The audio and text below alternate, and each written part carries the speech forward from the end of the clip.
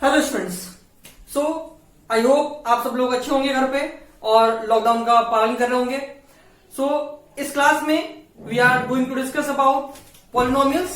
क्या क्या टॉपिक्स हम डिस्कस करने वाले हैं वो देख लेते हैं। सो टॉपिक जो हमारे होने वाले हैं वो पहला हम टॉपिक जानेंगे कांस्टेंट के बारे में, फिर वेरिएबल्स क्या होते हैं उन्हें जानेंगे, फिर उसके बाद हम जानेंगे क्या डिग्रीज होती हैं जिसके बेसिस पे पॉलिनोमियल को डिवाइड किया जाता है, ये टर्म्स के अकॉर्डिंग पॉलिनोमियल को कैसे डिवाइड किया जाता है वो भी हम इस वीडियो में देखेंगे। और आगे हम देखेंगे कि वैल्यूज ऑफ पॉलिनोमियल कैसे फाइंड करते हैं और जीरोस ऑफ पॉलिनोमियल कैसे फाइंड करते हैं और क्या डिफरेंस होता है zeros of polynomial and value of polynomial में। सो आइए शुरू करते हैं। सो स्टूडेंट्स शुरू करते हैं इस वीडियो को और पहले जो हम टॉपिक पढ़ने जा रहे हैं वो जानते हैं कांस्टेंट के बारे में। देखिए कांस्टेंट क्या होता है, पहले हम इस कांस्टेंट के बारे में जानेंगे क्योंकि इसका रोल बहुत है यहाँ पे पॉलिनोमियल में। देखिए अगर मैं एक इक्वेशन लिख रहा हूं ax प्लस के बी ये रहने दीजिए, कोई फंक्शन है px is equal to ax plus के बी, तो आप जानेंगे कि ये जो टर्म होती है ये एक टर्म हो गई, सेकंड टर्म हो गई इसकी, इसका मतलब ये जो है ये तो होगा इसका कांस्टेंट टर्म। कांस्टेंट मींस जिसकी वैल्यू वेरी ना करे, जिसकी वैल्यू फिक्स रहे, फिक्स वैल्यूज को हम बोलते हैं कांस्टेंट टर्म। ठीक है, इट मींस इसकी वैल्यू कोई वेरी नहीं कर सकती, इस टर्म की वैल्यू वेरी नहीं करेगी, सेम यही रहेगी जो होगी इसकी वैल्यू। इसकी वैल्यू भी हो सकती है 6, 5, 4 जो भी वैल्यू हो उसकी। बट अगर हम बात करें वेरिएबल की, देखिए एक वेरिएबल जब हम डिस्कस करने जा रहे हैं तो हमें जानना पड़ेगा कांस्टेंट होना पड़ेगा, वो हमने जाना। वेरिएबल के लिए हमें समझना पड़ेगा कि वेरिएबल क्या होते हैं कि जिनकी वैल्यू वेरी करती है। इट मींस जो टर्म के अंदर अगर कोई वेरिएबल है तो उस टर्म की वैल्यू वेरी करेगी। जैसे कि यहां पर देखिए आप, यहां पे कौन सा वेरिएबल है, यहां पे एक एक्स टर्म के, इस टर्म में एक्स नाम का एक वेरिएबल है जिसकी वैल्यू वेरी कर सकती है इन फ्यूचर में, मतलब कि बदल सकती है। ठीक है, कंडीशन के अकॉर्डिंग इसकी वैल्यू कुछ और भी हो सकती है। तो इसलिए जब किसी चीज की वैल्यू वेरी करती है तो उसको हम बोलते हैं वेरिएबल। ये एक्स भी यूज कर सकते हैं आप, ये वाई भी हो सकता है, ये जेड भी हो सकता है। कैसे, देखिए अगर मैं वेरिएबल यहां पे वाई ले लूं तो क्या इक्वेशन बन जाएगी ए वाई प्लस के बी। अगर मैं यहां पर वेरिएबल अपना जेड ले लूं तो क्या हो जाएगी ए जेड प्लस के बी। तो देखिए स्टूडेंट्स वेरिएबल चेंज हो सकते हैं, हम वेरिएबल ये भी यूज कर सकते हैं, ये भी यूज कर सकते हैं और ये भी यूज कर सकते हैं, और इन तीनों की वैल्यूज ही चेंज होती रहेगी, मतलब कि बदलती रहेगी वैल्यूज। ठीक है, ये होते हैं वेरिएबल्स। आइए अब जान लेते हैं डिग्रीज ऑफ पॉलिनोमियल। ये जानना क्यों जरूरी है हमारे लिए, क्योंकि इसके बेसिस पे ही पॉलिनोमियल को डिवाइड किया गया है, जो कि हम 9th क्लास में और 10th क्लास में अपनी पढ़ते हैं। आइए देखते हैं तो डिग्री ऑफ पॉलिनोमियल क्या होते हैं। तो बेसिक जो इसकी डेफिनेशन होती है वो ये होती है the highest power of a variable in equation, the highest power of a variable. देखिए डिग्री क्या होगी डिग्री, देखिए अगर मैं यहां पे कोई इक्वेशन लिख रहा हूं एक्स वेरिएबल में, क्या लिख रहा हूं A X square plus B X plus के सी। मैं एक और इक्वेशन लिख रहा हूं एक्स में ही ए एक्स प्लस के बी। देखिए तो हमारे इसमें पहले आप जानिए कांस्टेंट टर्म ये हो गई, कांस्टेंट टर्म ये हो गई, वेरिएबल टर्म ये भी है, ये भी है और ये भी है। ठीक है, ऊपर वाली इक्वेशन में जब हम बात करें तो एक्स की जो हाईएस्ट पावर है, मींस एक्स क्या है वेरिएबल, तो वेरिएबल की हाईएस्ट पावर को क्या है यहां पे हाईएस्ट पावर, एक्स की पावर 1 भी है, यहां पे एक्स की पावर 2 भी है। इट मींस इस इक्वेशन में जो ये 2 है ये क्या है इसकी डिग्री। क्या स्टूडेंट समझ में आया आपको, आई होप जरूर समझ में आया होगा आपको। सिंपल सा पॉइंट है कि जो हाईएस्ट पावर होती है वेरिएबल की वो डिग्री कहलाती है। आइए इसमें देखते हैं, इसमें क्या है, इसमें 1 है तो यहां पे डिग्री क्या हो गई 1 हो गई। ओके, तो ये डिग्री का मान सकते हैं। आइए आगे और कुछ जान लेते हैं क्या क्या हमारे पॉलिनोमियल्स हो सकते हैं और क्या क्या नहीं हो सकते, कौन सा एक्सप्रेशन पॉलिनोमियल हो सकते हैं और कौन कौन से एक्सप्रेशन पॉलिनोमियल नहीं हो सकते, वो जान लेते हैं। अगर मैं आपके सामने ये लिखूं और आपसे पूछूं क्या ये एक पॉलिनोमियल है, क्या कहेंगे आप, बिल्कुल नहीं। मैं आपसे पूछूं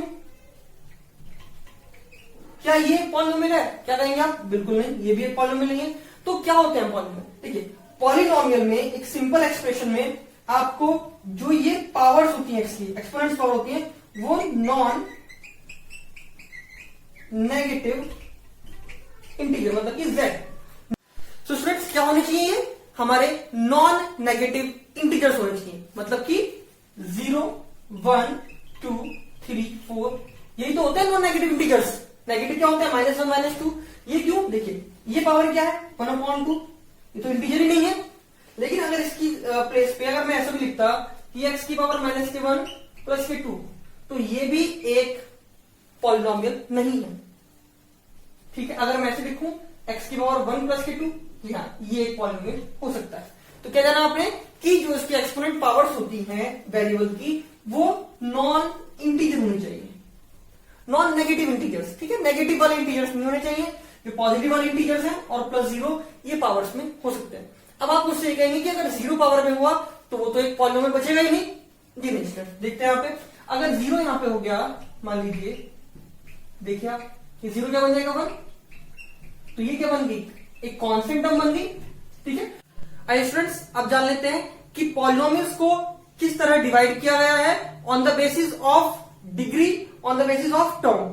टर्म के बेसिस पे कैसे डिवाइड किया गया है और डिग्री के बेसिस पे कैसे डिवाइड किया गया है। तो जानते हैं नॉर्मल तरीके से कि अगर डिग्री 1 हो, हमने डिस्कस किया था highest power of the variable वो डिग्री होती है, तो अगर डिग्री 1 हो तो उसको हम बोलेंगे लीनियर पॉलिनॉमियल। क्या बोलेंगे? लीनियर। अगर डिग्री 2 हो तो क्वाड्रेटिक, एंड डिग्री 3 हो तो क्यूबिक पॉलिनॉमियल। ये सिंपल इसकी एक्सप्लेनेशन हो गई। अब देखते हैं थोड़ा डीप में जाके, ध्यान से देखिएगा, बहुत इंपॉर्टेंट बात आने वाली है। लीनियर पॉलिनॉमियल इक्वेशन लिखता हूं मैं ax + kb। ठीक है, यहां लिखता हूं ax² + bx + c। ठीक है स्टूडेंट्स, अब मैं अगर क्यूबिक पूछूं, बताइए आप। जी हाँ, यही जो आप सोच रहे हैं, ax³ + bx² + cx + kd। तो जो इंपॉर्टेंट चीज मैं आपको बताने जा रहा हूं वो आप ध्यान दीजिए कि क्या इंपॉर्टेंट चीज है इसमें, कि अगर हम लीनियर पॉलिनॉमियल की बात करें तो इसमें जो x का कॉफिशिएंट है a, वो 0 नहीं हो सकता, वो कभी भी 0 नहीं हो सकता। अब ये क्यों नहीं हो सकता 0, आइए जानते हैं। अगर ये आपका 0 हो गया, मान लीजिए 0 हो गया, तो ये क्या बन जाएगा? देखिए यहां पे, तो ये टर्म तो क्या हो जाएगी 0, तो ये कांस्टेंट टर्म बची। इट मींस ये क्या बन जाएगा? कांस्टेंट टर्म बन जाएगी। तो ये तो एक लीनियर पॉलिनॉमियल बचा ही नहीं, इसलिए मैं कह रहा हूं ये 0 हो सकता है बट ये 0 नहीं हो सकता। आगे देखिए, इसमें भी जो x² जो डिग्री होती है, वो वाला वेरिएबल, x² वाला वेरिएबल वाली टर्म में कॉफिशिएंट 0, यहां पे भी a0 नहीं हो सकता, और ऐसे ही यहां पे भी a0 नहीं हो सकता। बाकी जो बचे आपके b और c हो सकते हैं, 0, 1, 2, 3 कुछ भी हो सकते हैं। यहाँ पे b, c और d, और यहाँ पे भी ये 1, 2, 3, 4, 0 कुछ भी हो सकते हैं, 0 भी हो सकते हैं। बट यहाँ पे जो x का कॉफिशिएंट है, यहाँ पे x² का कॉफिशिएंट, यहाँ पे x³ का कॉफिशिएंट, ये 0 नहीं हो सकते। ठीक है, अब जान लेते हैं कि टर्म्स के अकॉर्डिंग हमने कैसे डिवाइड किया है। टर्म्स के अकॉर्डिंग हमने अपने पॉलिनॉमियल्स को 3 टाइप्स में डिवाइड किया है, मोनोमियल, बाइनोमियल और ट्राइनोमियल।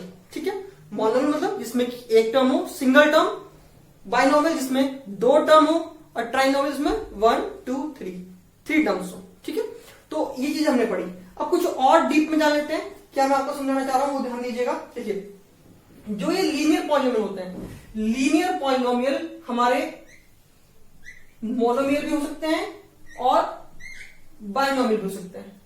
क्यों कहा मैंने? देखिए, यहां पे 2 टर्म है, तो क्या है ये? बाइनोमियल है। अगर मैं इसको ना लिखूं, इस एक्सप्रेशन को ऐसे लिख लूं ax, तब भी तो एक लीनियर पॉलिनोमियल है, लेकिन मोनोमियल है। यहां पे टर्म के अकॉर्डिंग मोनोमियल हो गया। अगर मैं इसको ऐसे लिख दूं तो अब भी ये लीनियर पॉलिनोमियल है, बट अब ये बाइनोमियल है, यहां पे मोनोमियल था। समझ में आया आपको? ठीक है, ऐसे ही अगर मैं बात करूं नीचे वाले की, क्वाड्रिक की, तो क्वाड्रिक में भी वही है। कितनी टर्म है यहां पे? मैक्सिमम 1, 2, 3। तो मैक्सिमम जो है ये हो सकता है ट्राइनोमियल, बट मिनिमम ये बाइनोमियल भी हो सकता है और मोनोमियल भी हो सकता है। और ऐसे ही ये वाला मैक्सिमम क्या हो सकता है? 1, 2, 3, 4। ये क्या हो सकता है? ट्राइनोमियल से भी आगे। ठीक है, लेकिन कम से कम ये ट्राइनोमियल, बाइनोमियल, मोनोमियल कुछ भी हो सकता है। तो स्टूडेंट्स यहां पे इतना ही। बात कर लेते हैं value of polynomial and zeros of polynomial. तो अगर हम बात करें वैल्यू ऑफ पॉलिनोमियल की, तो वैल्यू ऑफ पॉलिनोमियल क्या होती है कि अगर आपको कोई ऐसा कोई फंक्शन दिया हुआ है, मान लीजिए 2x प्लस के 3 है ये, ठीक है, और मैं आपको कहूं कि इस वेरिएबल की इस पॉलिनोमियल की वैल्यू फाइंड कीजिए किस पॉइंट पे, x is equal to 1 point पे, तो आप क्या करेंगे, p इस वेरिएबल के पॉइंट पे 1 लिख देंगे एंड 2 इंटू 1 प्लस के 3 and that is equal to 2 plus 3 5। तो किसी भी पॉइंट पे उस पॉलिनोमियल फंक्शन की वैल्यू फाइंड करना, वो ये चीज होती है, मतलब कि हम वैल्यू किसी भी पॉइंट पे फाइंड कर सकते हैं। हम x बराबर 2 पे भी उस पॉलिनोमियल की वैल्यू फाइंड कर सकते हैं। देखिए p इंटू ये वैल्यू मत इंटू नहीं, p में x की वैल्यू हमने क्या रखी वेरिएबल की 2, तो 2 इंटू 2 प्लस के 3 एंड दैट इज 4 प्लस के 3 and that is equal to 7। तो डिफरेंट डिफरेंट पॉइंट पे किसी पॉलिनोमियल की वैल्यूज डिफरेंट आ सकती हैं। तो ये होती है वैल्यू, की वैल्यू हम किसी भी पॉइंट पे पॉलिनोमियल की फाइंड कर सकते हैं। बट अगर हम बात करें जीरोस ऑफ पॉलिनोमियल की, तो वो इससे बिल्कुल डिफरेंट है। जीरोस ऑफ पॉलिनोमियल इससे किस तरह डिफरेंट है, आइए देखते हैं। अगर हम जीरोस ऑफ पॉलिनोमियल की बात करें तो जीरोस ऑफ पॉलिनोमियल क्या होते हैं, देखिए जीरोस, इसको हम रूट भी बोलते हैं। आपने देखा होगा कि रूट्स निकालिए पॉलिनोमियल के, तो वो भी जीरोस होते हैं, जीरोस ऑफ पॉलिनोमियल। देखिए अगर मैं दोबारा से वही फंक्शन लिखूं, यही तरह हूं जी हाँ, तो इस फंक्शन के लिए अगर मुझे जीरो फाइंड करने होंगे तो कोई एक वो स्पेसिफिक पॉइंट होगा, मतलब कि एक वो स्पेसिफिक पॉइंट जहां पे ये पॉलिनोमियल की वैल्यू जीरो आती है। समझा कि ऐसा एक स्पेसिफिक पॉइंट जहां पे इस पॉलिनोमियल की वैल्यू जीरो आएगी, वो होगा जीरोस ऑफ पॉलिनोमियल, या इसको हम बोल सकते हैं उसका रूट। क्या समझना है आपको? देखिए तो ऐसा कौन सा पॉइंट होगा जिसमें इसकी वैल्यू जीरो हो सकती है। आप देखिए अगर मैं x की वैल्यू माइनस के 3/2 पुट करूं, आइए पुट कीजिए, तो x की वैल्यू अगर मैं माइनस के 3/2 पुट करूंगा तो 2 इंटू माइनस के 3/2 प्लस के 3, 2 से 2 कैंसिल और माइनस के 3 प्लस के 3 जी जीरो आ गई वैल्यू। तो वो स्पेसिफिक पॉइंट कौन सा हुआ, ये वो स्पेसिफिक पॉइंट है। तो इस स्पेसिफिक पॉइंट के लिए इस पॉलिनोमियल की वैल्यू क्या हो गई, जीरो हो गई। तो ये पॉइंट क्या हो गया, ये इसका रूट हो गया। समझ में आया? आइए कुछ और चीज जानते हैं कि लीनियर पॉलिनोमियल में कितने रूट्स हम फाइंड कर सकते हैं मैक्सिमम, क्वाड्रिक पॉलिनोमियल में कितने रूट्स फाइंड कर सकते हैं, और ऐसे ही क्यूबिक में। देखिए पहले आप ये ध्यान रखिए, मैं लिख रहा हूं लीनियर पॉली, क्वाड्रिक पॉली, जल्दी लिख रहा हूं थोड़ा, और ये क्यूबिक पॉली, ठीक है। तो लीनियर पॉलिनोमियल में मैक्सिमम रूट की जो संख्या है वो 1 हो सकती है। ये क्या है, मैं क्या निकाल रहा हूं, ये रूट मतलब जीरो।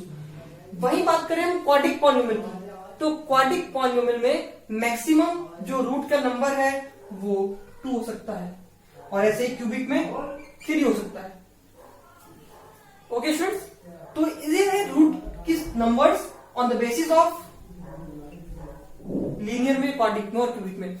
आसानी से आप क्या समझ सकते हैं कि जितने नंबर ऑफ जीरोस होंगे, सॉरी जितने नंबर ऑफ डिग्री होगी, अगर जैसे आप लीनियर की बात करें तो लीनियर में डिग्री कितनी होती है 1, तो मैक्सिमम 1 इसके रूट हो सकते हैं। इसकी डिग्री 2 होती है तो मैक्सिमम 2 इसके सॉल्यूशंस मतलब कि 0 हो सकते हैं। इसकी डिग्री 3 होती है तो मैक्सिमम रूट इसके 3 हो सकते हैं। सो स्टूडेंट्स, ये हमने जाना कि डिग्री के बेसिस पे कैसे कैसे हम रूट मैक्सिमम फाइंड कर सकते हैं, कि कौन सी इक्वेशन में कितने मैक्सिमम रूट होंगे। अब देखते हैं अगर कोई एक लीनियर इक्वेशन है तो उसके रूट्स कैसे फाइंड करेंगे। हमें यहां तो हमने देख लिया, जैसे कि इक्वेशन थी आपके पास, अभी हमने डिस्कस की थी 2x प्लस के 3, यहां तो पता चल गया कि माइनस के 3/2 रखेंगे तो ये 0 हो जाएगी इक्वेशन। लेकिन जब हम कोई टिपिकल इक्वेशन देखते हैं तो वहां पे कैसे फाइंड कर पाएंगे कि इसके रूट्स कौन कौन से हैं, वो देखते हैं। तो उसके लिए आइए मैं लिख देता हूं, पहले लीनियर की बात करते हैं। तो लीनियर में कैसे रूट देखेंगे, देखिए आप अगर इक्वेशन कोई भी आपको दी हुई है 5x प्लस के 2। तो कैसे फाइंड करेंगे इसकी रूट? आपको पता है मैक्सिमम 1 रूट आएगा इसका। और कैसे फाइंड करेंगे? देखिए जब हम इस इक्वेशन को 0 के इक्वल पुट कर देंगे, इस फंक्शन की वैल्यू 0 पुट कर दी, तो क्या है 5x is equal to -2 n is equal to -2/5। तो इसके जीरो की वैल्यू सॉल्यूशन ही आ गया -2/5। ऐसे ही अगर हम बात करें क्वाड्रेटिक इक्वेशन की, कोई मैं क्वाड्रेटिक इक्वेशन लिखूं और उसके बोलूं आपको रूट्स फाइंड करने के लिए, तो वो एक टिपिकल टास्क है। मतलब कि मान लीजिए आप प्लस के 3x प्लस के 5, तो इसमें क्या करने पड़ते हैं? आप फैक्टर करके इसके रूट्स फाइंड करते हैं। ओके स्टूडेंट, फैक्टर करेंगे तब इसके रूट्स फाइंड करेंगे। और मैक्सिमम रूट कितना आएंगे? डिग्री 2 है तो मैक्सिमम रूट भी 2 आएंगे। सो स्टूडेंट्स, यहां पे आपके पॉलिनोमियल्स के रिगार्डिंग बहुत सारे कॉन्सेप्ट क्लियर हो चुके हैं, जैसे कि कांस्टेंट क्या होता है, वेरिएबल्स क्या होते हैं, ठीक है, और कैसे हम वैल्यूज क्या होती हैं, रूट्स और इसके जीरोस कैसे फाइंड करते हैं, क्या डिफरेंस है इन दोनों में, वैल्यूज में, रूट्स में, कितने टाइप्स के पॉलिनोमियल होते हैं on the basis of degree, on the basis of term. ठीक है, तो ये आज हमने इस वीडियो में जाना। थैंक यू स्टूडेंट्स, बने रहिए हमारे साथ। हम एनसीईआरटी की पॉलिनोमियल की पूरी एक्सरसाइज सॉल्व करेंगे यहाँ पे। Thank you.